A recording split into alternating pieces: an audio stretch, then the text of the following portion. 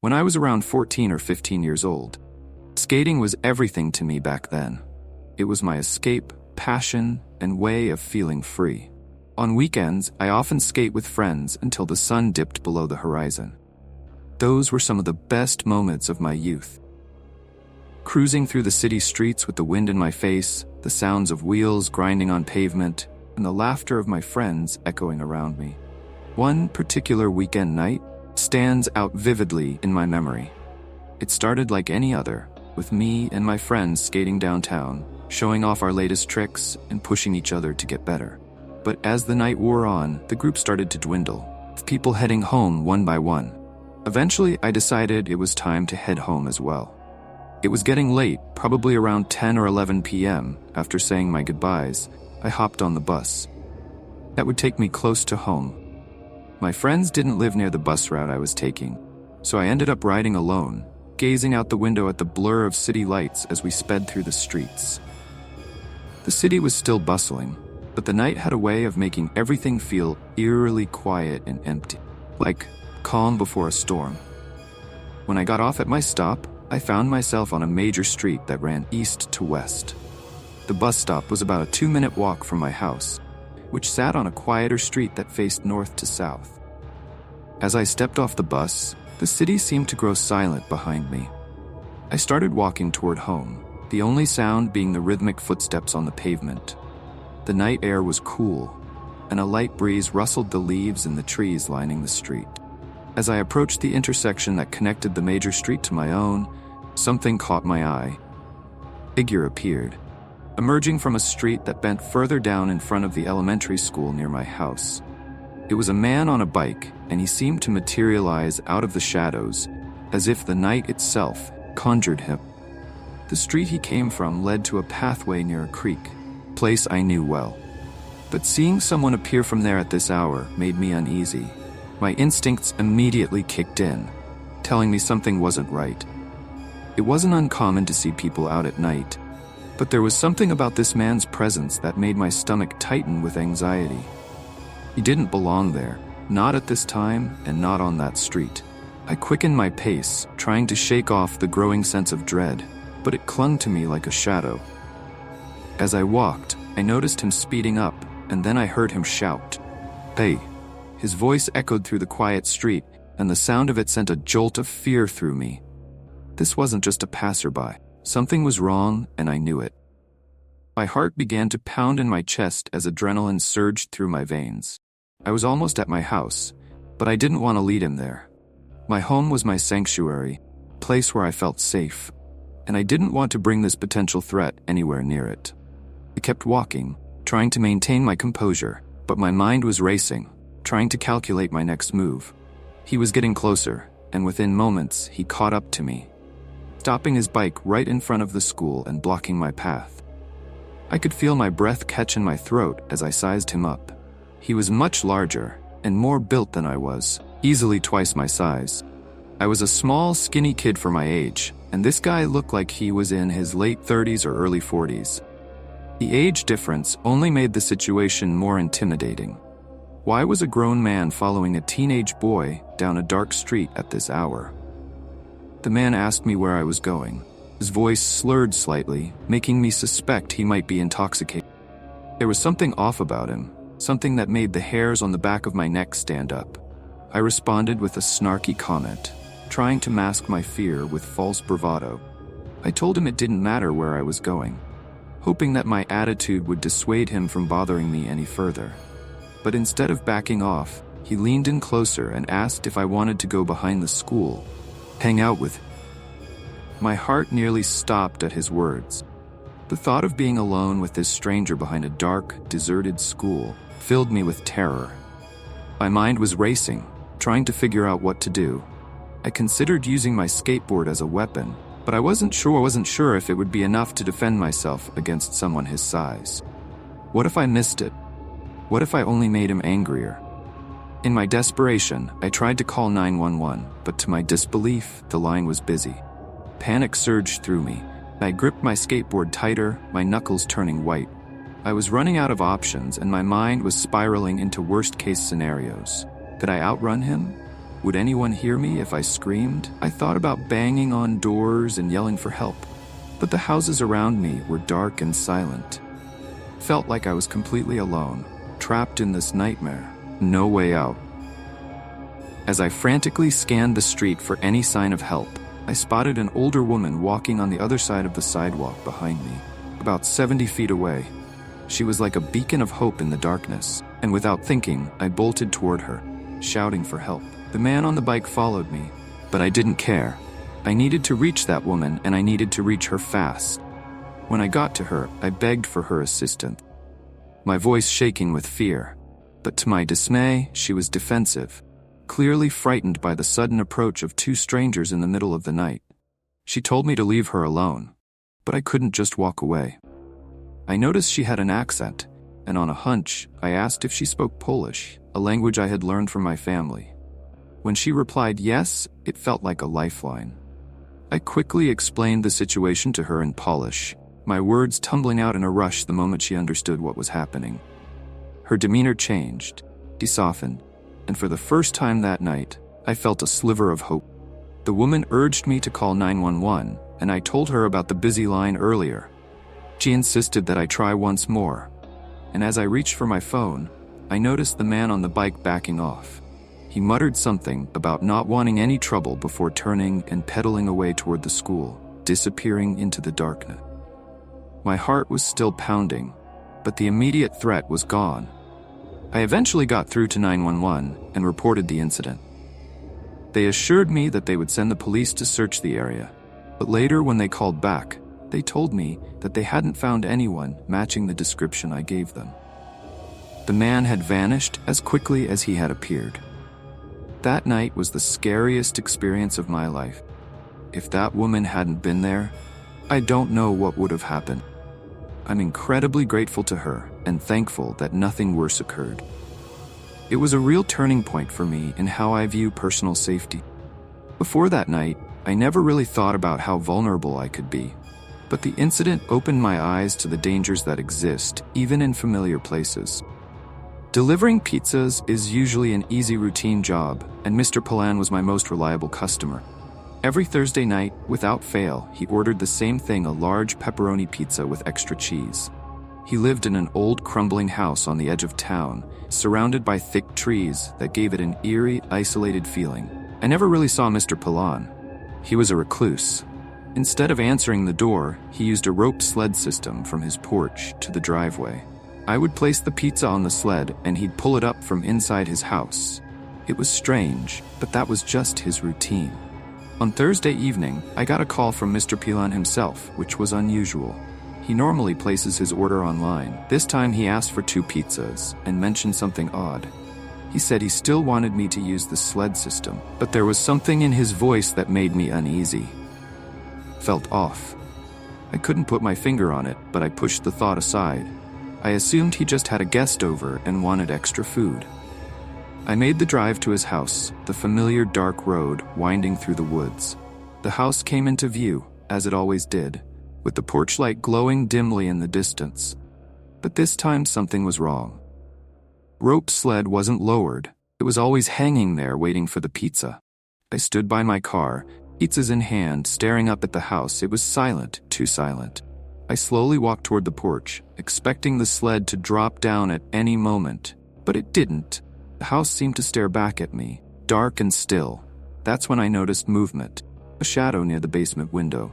My breath caught in my throat. A figure, masked and hunched, was lurking by the window. They ducked out of sight as soon as they noticed me. Cold wave of fear washed over me. Something was very wrong. I hurried to the side of the house, cautiously peering into the basement window where I had seen the figure. The window was open just a crack, and inside I could barely make out the shapes of more masked figures moving in the darkness. My heart pounded in my chest. What were they doing? My hand was shaking as I reached for my phone and called the police. I stammered out the situation, explaining that there were people inside Mr. Palan's house, possibly intruders, and that I had seen a figure by the basement window. The dispatcher assured me that officers were on their way, but those few minutes of waiting felt like an eternity. I backed away from the house, pizzas still clutched in my hands. I didn't want to leave Mr. Palan in there, but I knew I couldn't just storm in and try to help. I was frozen, staring at the basement window when I saw them.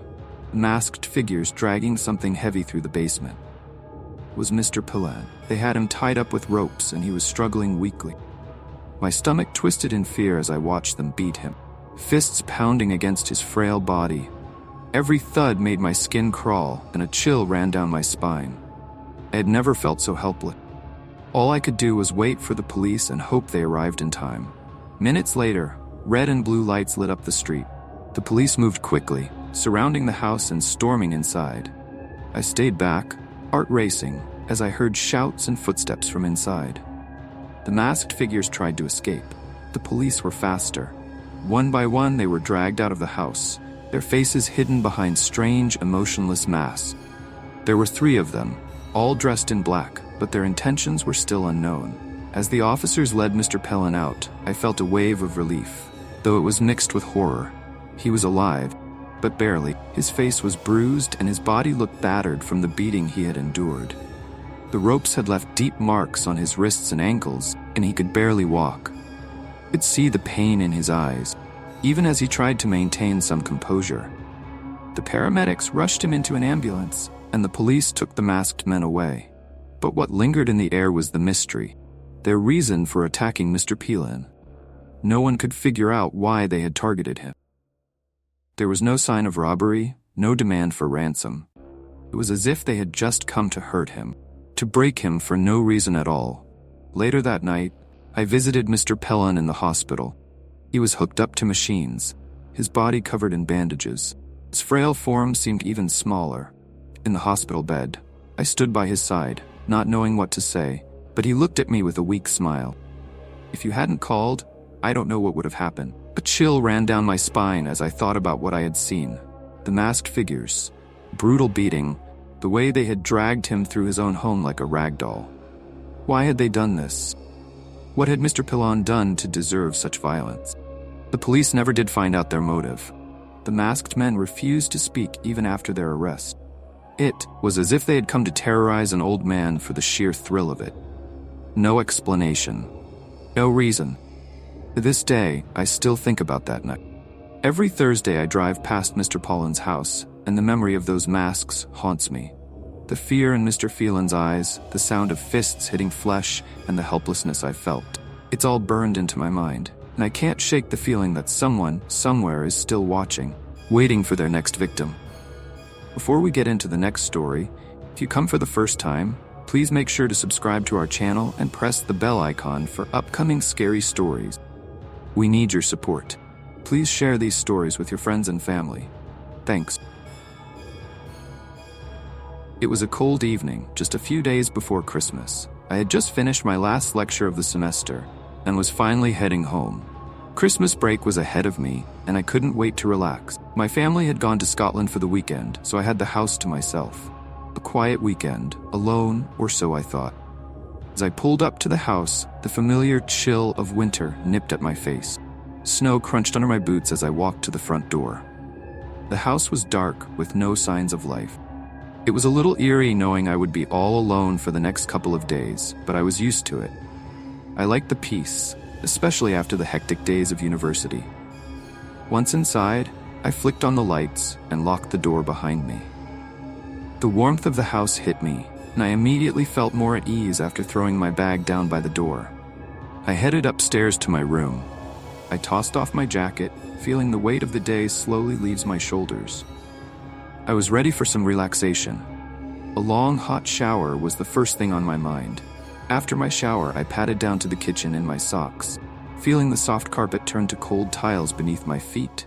The house was silent except for the faint hum of the fridge. I prepared a quick meal, reheated some leftovers from the fridge, and sat down to eat. Every bite felt like a relief from the stress of the past few weeks. Once I was done, I went back to the living room where my PlayStation sat waiting for me. I turned it on, grabbed my controller, and plugged in my headset.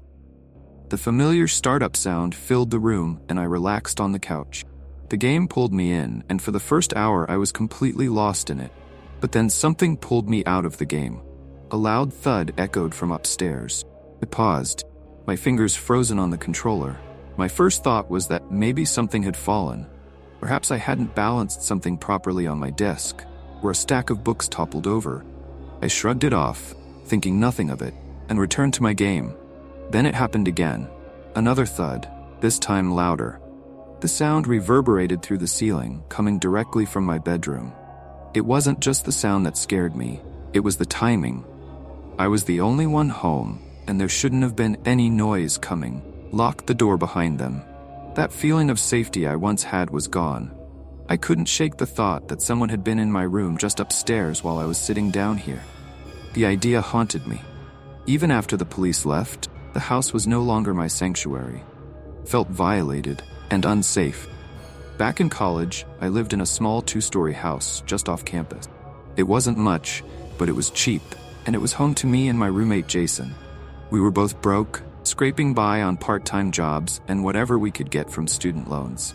Jason was an okay guy, quiet and kept to himself mostly, but he had some questionable friends. I didn't know much about his life outside of school, but I started to get a bad feeling about one of his buddies. His name was Kyle. I had met Kyle a couple of times before. He wasn't someone you'd want to get close to. Always twitchy, looking over his shoulder like he was expecting trouble. He had this rough energy about him, like he could snap at any moment, but Jason seemed to trust him. I didn't say much. Maybe I should have. It was late one night around midnight when I heard heavy footsteps upstairs. I was in my room trying to study. The sound made me pause. Jason's voice was muffled, but I could hear it through the walls, talking low and fast. It wasn't unusual for him to have people over, but something about the tone of his voice set me on edge. Then came another voice, Kyle's. I hadn't seen him around for a while, but the moment I heard his voice, I felt uneasy. His words were hurried, desperate, even though I couldn't make out exactly what he was saying. Floorboards creaked as they moved around upstairs. Then, without warning, the door to the basement slammed open. Our basement was nothing more than a cold, damp hole. No one ever went down there, not unless we had to. The concrete floor was cracked, and the old wooden beams groaned every time you walked across them. Always smelled like mold and rot. Kind of place that gave you chills just standing there. The thought of someone being down there made my skin crawl. I left my room and headed toward the staircase. Careful not to make any noise from the top of the stairs, I could hear Jason and Kyle's voices again. Clearer. This time, they were talking about something serious, something bad. I crept closer, heart pounding, trying to make sense of the conversation. Just for a few days, Jason said, his voice shaky. I can't stay out there, Kyle replied. They're everywhere, man. The cops are looking for me. I need a place to lay low. My breath caught in my throat. Cops.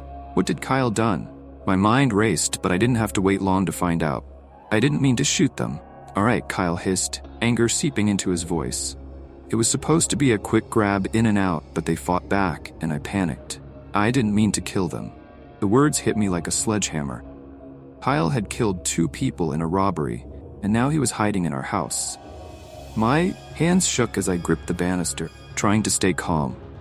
This was way beyond anything I could have imagined. I needed to get out, call the police, do something. Fear rooted me to the spot. Downstairs, the basement door creaked open again, followed by the sound of heavy footsteps descending the stairs. Kyle was going down there, into the dark, into the cold, damp basement to hide from the world above. I turned away from the stairs and hurried back to my room, closing the door as quietly as I could. My heart was racing now, thudding in my chest like a drum. What the hell had Jason gotten us into? A murderer was hiding beneath our feet, and Jason was helping him. I sat on my bed, staring at the floor, trying to think of what to do next. If Kyle found out I knew, what would he do? And Jason, how could he let this happen? I felt trapped in my own home.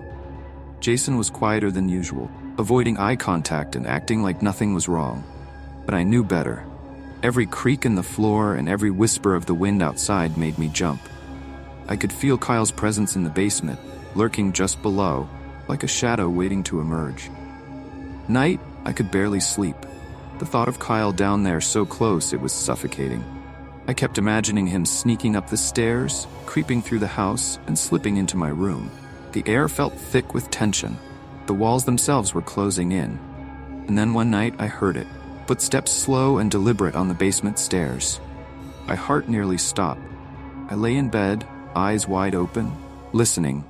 Footsteps grew louder and heavier until they reached the top of the stairs. I held my breath, waiting for the door to creak open for Kyle to step out into the hall, but it never came. Instead, the footsteps retreated back into the darkness below. I couldn't take it anymore. The fear, the uncertainty, it was eating me alive. I had to do something. Early the next morning, when Jason was still asleep, I grabbed my phone and stepped outside. I called the police, my voice barely above a whisper, telling them everything I knew. It didn't take long for the cops to arrive. They swarmed the house, weapons drawn, moving in with precision. Jason was in shock, frozen as they stormed the place. I watched from the sidewalk, heart pounding in my chest as they made their way to the basement. Kyle didn't go quietly. There was shouting, the sound of a struggle, and then finally they dragged him out in handcuffs. Face was pale, eyes wild with fear and anger. He shot me a look as they shoved him into the back of the squad car. It was a look that chilled me to the bone. A look that told me this wasn't over. Jason moved out a week later. We didn't talk much after that. The house felt different, hollow, even after Kyle was gone. I couldn't shake the feeling of his presence. Like he had left something behind in that basement. Something dark and cold that would never truly leave. To this day, I still think about that week. About the moment I realized just how close I had come to danger. And sometimes late at night when the house is quiet, I can still hear those footsteps on the basement stairs. It was late when I left my friend's house. The sky was dark, not a star in sight, and the highway stretched ahead of me, empty and endless. I had been driving for a while, the steady hum of the engine and the quiet of the night making me feel calm. The road was straight, with thick forests on both sides, their tall trees swaying slightly in the breeze. The headlights of my car cut through the darkness, but beyond that there was only blackness. I didn't mind the drive. It was peaceful in a way. Kind of peace that only comes from being alone on an empty road. But as I glanced at the dashboard, my heart skipped a beat. The fuel gauge was lower than I had realized. I had barely any gas left. My mind raced, trying to remember the last gas station I passed. It had been miles back too far now. The car started to sputter. The engine struggled, and before I knew it, the car rolled to a stop right on the side of the highway. I was surrounded by darkness with only the dense forest on either side. I was stranded in the middle of nowhere. I felt a chill crawl up my spine. The silence that had once felt calming now seemed heavy, almost threatening. I quickly locked the doors and pulled my phone out, hoping I could call for help. I had just enough signal to try calling a tow truck. As I waited for a response, I glanced around nervously, the shadows of the trees outside seeming to shift in the faint light. Time passed slowly, and the quiet became unbearable. I tried to distract myself by listening to the soft hum of the wind, but that only made the night seem more eerie. I kept checking the mirrors, scanning the road for any sign of lights or help, but there was nothing. Just endless darkness. Suddenly, movement caught my eye. I turned my head quickly, looking out the passenger window. Two figures emerged from the trees on the side of the highway, walking towards my car. My heart pounded in my chest. Two men came closer, and I could see their faces under the faint moonlight. They looked rough and disheveled, as if they had been wandering in the woods for days. They stopped near my car, staring at me through the glass. One of them raised his hand and knocked on the window. "Help us," he said, his voice muffled through the glass. I froze. I didn't know what to do. My instincts told me to keep the doors locked, stay inside the car. Something didn't feel right. The way they looked at me, their eyes wide with desperation. It made my skin crawl. I didn't trust them. The second man began pulling on the door handle, trying to get in. My heart raced faster. I quickly grabbed my phone again, dialing the police with shaky hands. I explained my situation in a low voice, afraid they might hear me. The dispatcher assured me that officers were on their way, but I couldn't help the fear that gripped me. What if they got in before help arrived? The men kept knocking, their hands pressing against the windows, now leaving smudges on the glass. I tried not to look at their faces, tried to ignore the way their eyes seemed to bore into mine. I didn't know how long I had to wait, but it felt like hours before I finally saw the flashing blue and red lights in the distance. Relief washed over me as the police car pulled up behind mine. The officers stepped out, and the two men backed away from my car, retreating slightly into the shadows of the forest. The police spoke to me briefly, asking if I was okay, and I nodded, my heart still racing. "We'll check it out," one of the officers said, his flashlight cutting through the darkness as he and his partner moved toward the forest where the men had disappeared. I stayed in the car, my hands still gripping the steering wheel tightly, even though the engine was off. The officers called for the two men to come out, and after a few moments they did. But this time the men seemed different. They weren't aggressive anymore. They looked defeated, exhausted. They explained something to the officers, and the tension in the air shifted. Curiosity got the better of me, and I rolled down my window slightly to hear what was going on. The men's voices were shaky as they spoke to the police. They weren't trying to rob me. They were running from something far worse. The officers turned back to me, their faces serious. These men's families were attacked by a group of robbers, one of the officers explained. They've been hiding in the woods trying to escape. The robbers are still out there. My stomach twisted at the thought. I wasn't in danger from the men in my car, but from whoever had done this to their families. The officers quickly called for backup, and within minutes, more police cars arrived. They led the two men into safety, while a group of officers, flashlights in hand, ventured into the forest to search for the robbers. I stayed in my car feeling a cold sweat on my skin as I waited. The idea of those dangerous men lurking somewhere in the dark woods made my heart pound even harder. It wasn't long before the police found them. The robbers were caught hiding deeper in the forest, their faces hard and cruel as they were led out in handcuffs. The officers helped me out of my car, reassuring me that it was safe now. As I stood there on the side of the road, watching the flashing lights and the dark silhouettes of the trees, I felt a chill run down my spine. The night that had once felt so peaceful had turned into something terrifying. I couldn't shake the image of those two men, desperate and afraid, running for their lives. The police thanked me for staying calm, but I didn't feel calm at all. All I wanted was to get home, to leave this dark, empty highway behind. As I got back into my car with the fuel issue resolved by the officers, I took one last look at the forest, its shadows still deep and endless. I drove away, hoping never to find myself stranded in such darkness again. The night was cold and quiet, and the only sounds were the soft rustling of trees and the distant howl of the wind. I was camping in a remote part of Alaska, deep in the forest, far from civilization. It was just me and my friend Mike, out here in the middle of nowhere. Our tents were set up on the side of an old, unpaved road. We hadn't seen another person for hours. The road was rough and covered in gravel, and it stretched out into the wilderness for miles. It was the kind of place you only went to if you wanted to be alone. No one was supposed to be out here, especially not in the middle of the night. We had gone to bed early, the long day of hiking, leaving us both exhausted. The air was cool, but inside my sleeping bag I was warm and comfortable.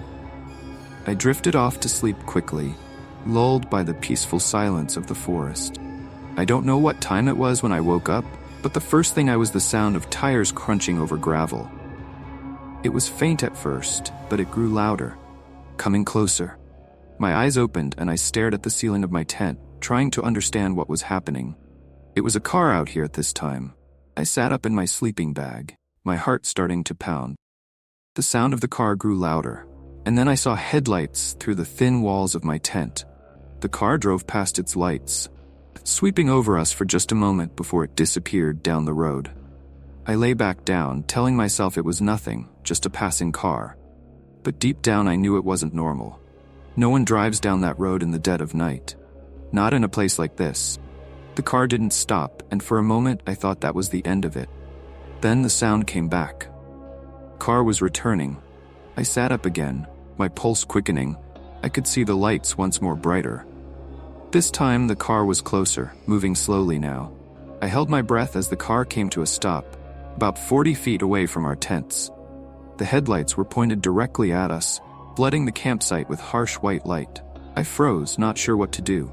The car just sat there idling, its engine rumbling quietly. The light made everything feel exposed, like whoever was inside could see us, but we couldn't see them. Mike was still asleep, unaware of what was going on. I wanted to wake him, but I didn't move. My mind raced, trying to figure out why someone would be out here, why they would stop and shine their headlights at us in the middle of the night. Minutes passed. Car didn't move, the engine hummed, the headlights blinding. My heart pounded in my chest. Every nerve in my body was on edge, waiting for something to happen. I didn't know whether to hide or get up and confront whoever was out there. Suddenly, the driver's side door opened with a loud creak. I saw the silhouette of a man stepping out of the car. He stood there for a moment, just a dark figure against the glaring light before he started walking toward our tents. I held my breath, my hands gripping my sleeping bag tightly. The man moved slowly, deliberately, his footsteps crunching softly over the gravel. He was getting closer, circling the campsite almost as if he was inspecting us. The worst part was that he didn't say a word. The only sound was his footsteps and the low rumble of the car's engine. I could hear my heartbeat pounding in my ears, my body stiff with fear. I wanted to shout to scare him away, but my voice wouldn't come. The man walked around our tents, his shadow flickering in the light. I could see his feet moving through the gap at the bottom of the tent, just inches from where I lay. He circled us slowly, deliberately, like a predator sizing up its prey. I stayed completely still, hoping he would leave, praying he didn't try to open the tent. Or worse, the minutes dragged on, each one feeling like an eternity. Then, without warning, the man stopped. I held my breath, my heart nearly stopping. His footsteps paused right outside my tent. I could hear him breathing the sound low and steady, too close for comfort. A cold sweat ran down my back. I thought about running, but where would I go? We were in the middle of nowhere. There was no one around for miles. My mind raced with possibilities, none of them good. After what felt like hours, the man finally moved away. His footsteps grew distant as he walked back to his car. I heard the creak of the door again, and then the engine roared to life. The headlights swung around as the car turned and slowly drove away, disappearing into the night.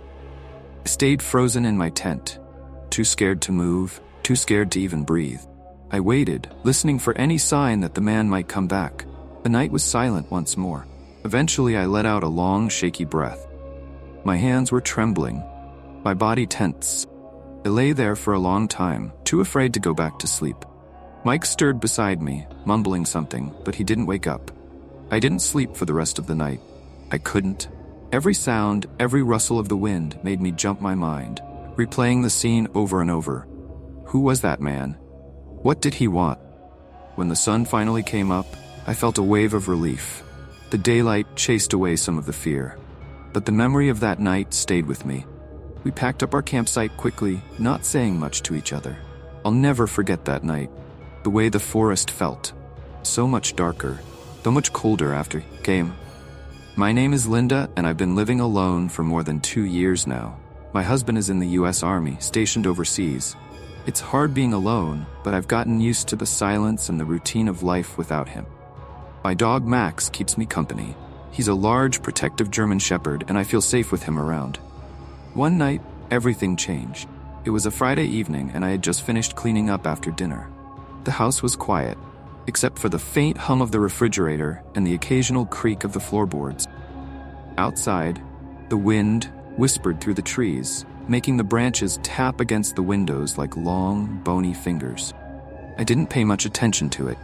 Living alone makes you used to all the small sounds that fill the night. Max lay at my feet as I wiped down the counters in the kitchen. Suddenly, he lifted his head. His ears perked up and a low growl rumbled from his throat. I froze, my heart skipping a beat. "What is it, boy?" I whispered, though I didn't expect an answer. Then I heard it, a noise from outside, like footsteps crunching on the gravel driveway. It was faint, but enough to send a shiver through me. Max jumped to his feet, barking loudly now, his body stiff as he faced the front door. I walked over to the window, pulling the curtain aside just a little to peek out. The porch light cast a dim glow, but I didn't see anyone. Still, Max wouldn't stop barking, pacing back and forth near the door. I told myself it was probably nothing, just the wind.